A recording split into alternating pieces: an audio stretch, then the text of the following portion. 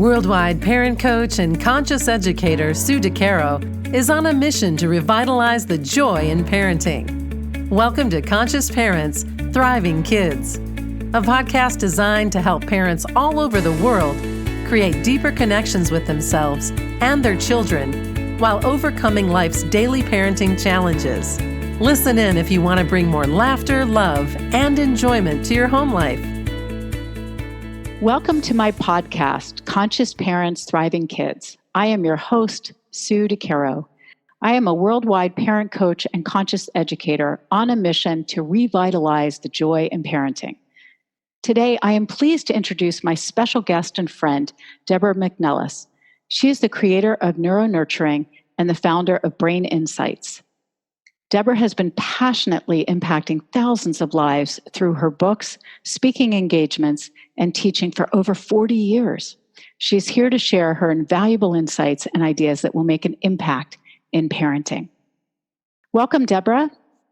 Thank you so much. What a pleasure it is to be invited to be here and discuss with you. I'm excited. So you have created and trademarked the term neuro-nurturing. Can you tell us a little bit about why you felt this need to develop a new term and what it means? Certainly. I'm very enthused about the term, so thank you for asking about that.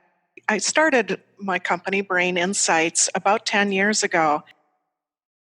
And the idea behind it was to share insights into the way that children's brains develop. I was realizing that even though all the research was available, and technology was so much more advanced that we were able to know what children actually need for optimal brain development.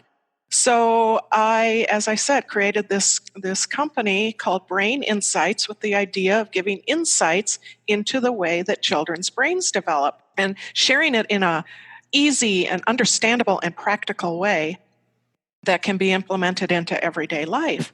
What I started realizing was that sometimes people were feeling that they weren't getting the idea that understanding brain development could be simple. They think of it in only neuroscientific terminology, and certainly you can go into all of that. But the way I was sharing it was to, as I said, to try to make it be very understandable and practical. I think just having the term brain development sometimes just sounded too scientific or too bland to be interesting or feel like it was applicable to everyday life with children. The other aspect to it was I was also finding out that when people were realizing that the first 5 years are so critically important in the development of a child's brain, that they started thinking, well, that must mean we need to push as much knowledge and information into those kids' brains as early as possible. And a lot of academics started being pushed on young children at early ages.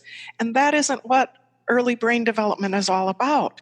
So I thought, you know what? We really need another term. We need a term that really gets more at the point of what children actually need.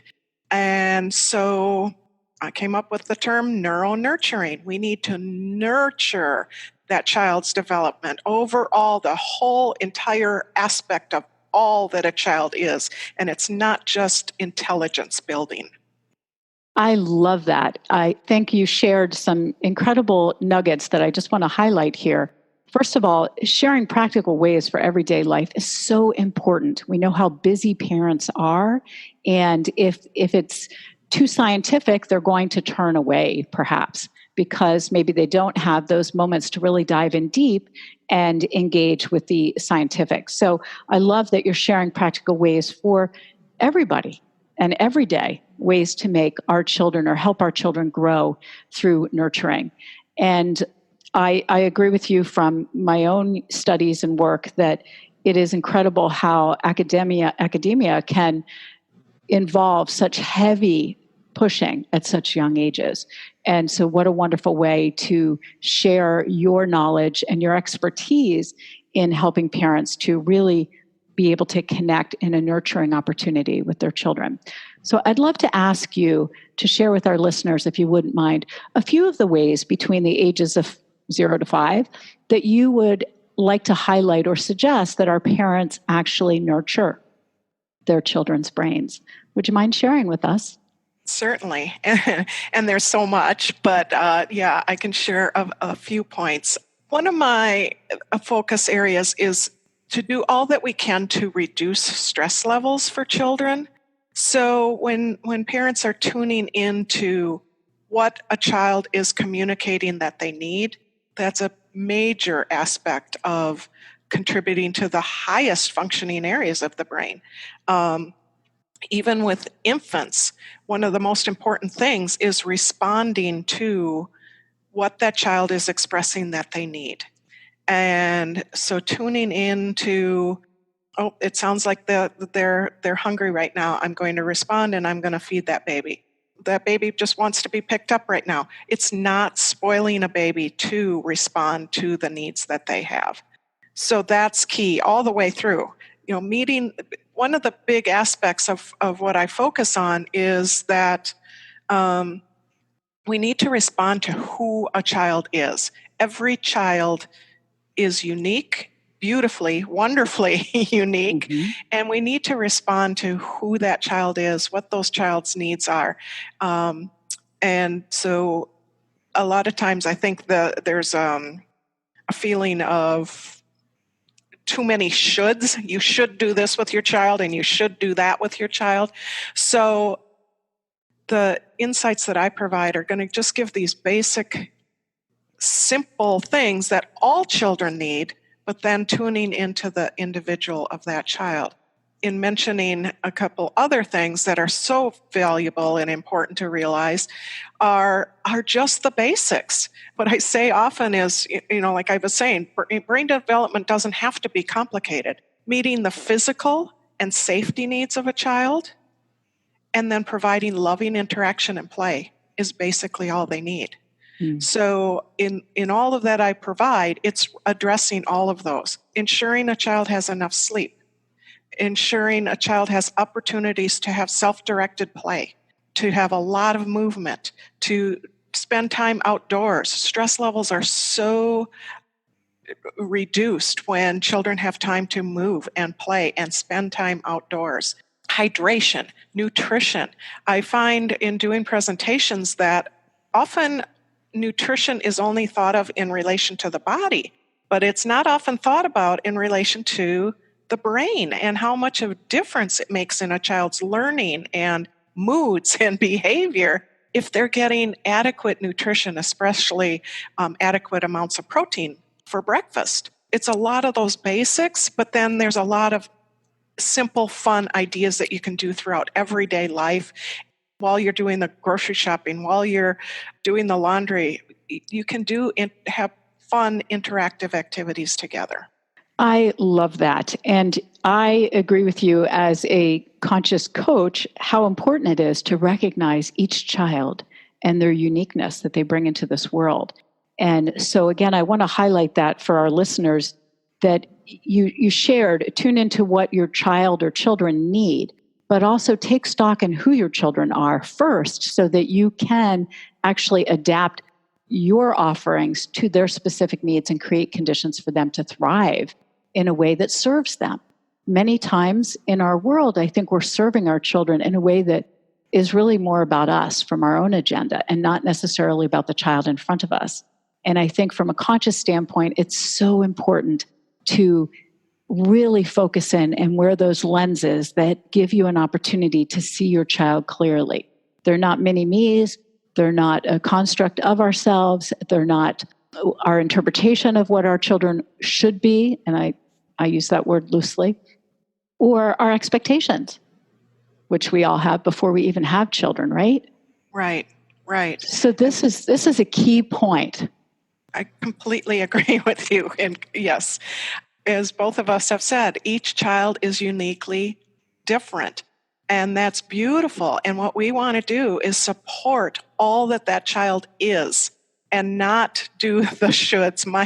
One of my father's famous repetitive sayings was, there are no supposed to's. There are not for any child. So we just need to, again, support who they are, reveal who they are.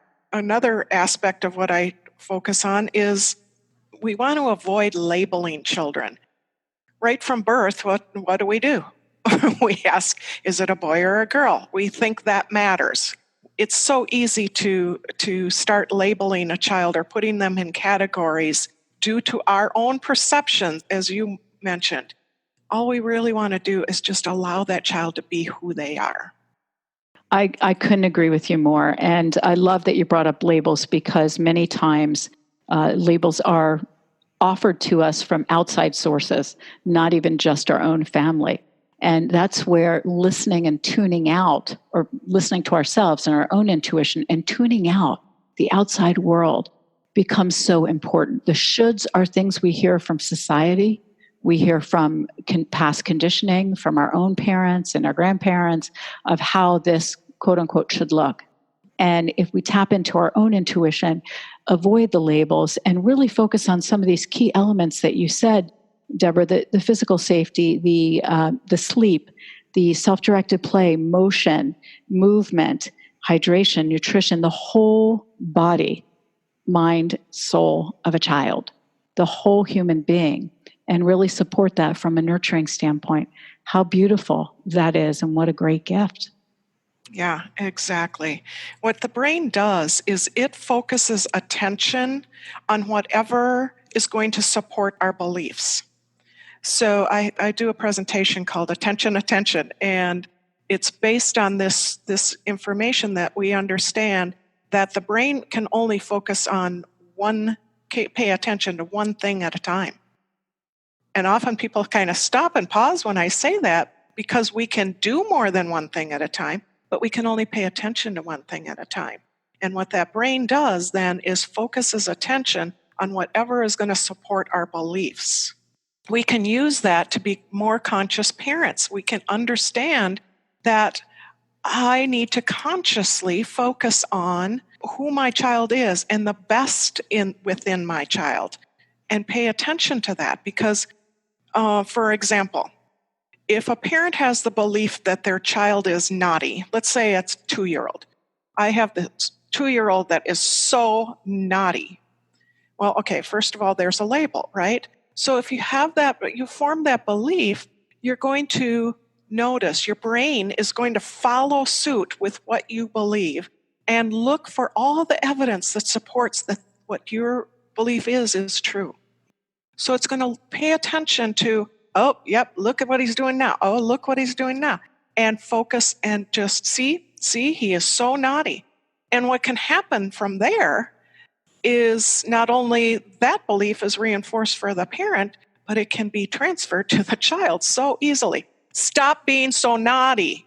Oh, you're such a naughty boy. Or talking to another adult. Oh, yeah. I'm working with him because we got to get him behaving better. He's just so naughty. There's the label thing, and it can be transferred to that child, and that child's now focused attention is on what? That he's naughty. And it's a self-fulfilling prophecy. And so to shift that, one of the phrases I just absolutely love, has become a mantra of mine, I use it a lot in my work, is what you focus on grows. So when, as you said, you actually consciously focus on who your child is and the best in your child, the gifts, the strengths, the beautiful things that your child has to offer this world, you see more of that. You see more opportunities to focus on that, to highlight that, to engage in that, and to be curious with your child and for your child in new ways. Exactly. But one thing that we have to be cautious about in doing that, though, is that we avoid labeling for the positives as well. Mm-hmm. No labels. So what I advocate for is just making statements about, wow, look at you cleaned up your toys without being asked. You're just making a statement rather than, oh, you're a good girl or you're a good boy. So we want to avoid labels either way and just make statements and help a child to learn to self-evaluate. Like, oh, you look proud of yourself, and let the child self-evaluate instead of becoming dependent on the approval or the judgments of other people. I love that. And then the child takes ownership of who they are in this world and from their own self-esteem and their own internal motivation and intrinsically fueling them to continue that path. That is beautiful. Parents need to do it for themselves as well. It's so easy at the end of the day to say, oh, I didn't get that done. Oh, I should have handled that better. I didn't do that well. Instead, we need to turn it around and focus our attention on all the positive things we did throughout the day and acknowledge that for ourselves.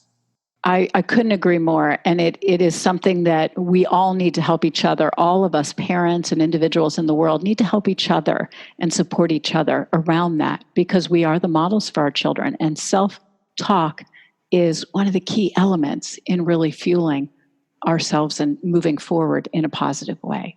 I would love to invite our listeners to check out your fabulous website. It's braininsightsonline.com.